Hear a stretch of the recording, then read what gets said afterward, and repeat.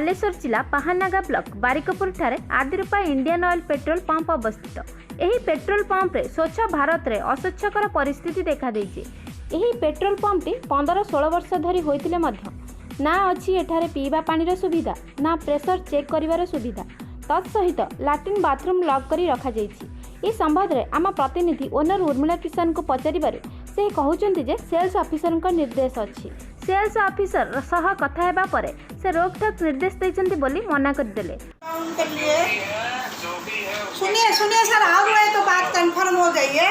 अभी बीच में चंडीगढ़ का एक हमारा इंडियन ऑयल का ऑफिसर आया था, खुद वो सिर्फ चाबी लेकर गए, टॉयलेट गए और बोले ठीक ठाक साफ कर रखे हैं, ठीक है।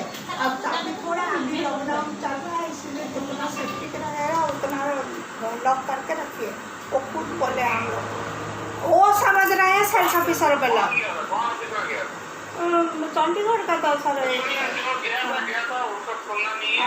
वो मुझे उनका आइडेंटिटी कार्ड दिखाया सर, वो आइडेंटिटी कार्ड दिखाया कुछ।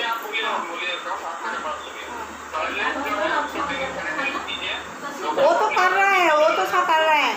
और एक बात सर, हाँ और एक बात आपको मैं आपको बोला था ना सर, वो टॉयलेट में पुणी ओनर कहउचंती जे लॉकडाउन रे मेकानिक आसुनाहांती।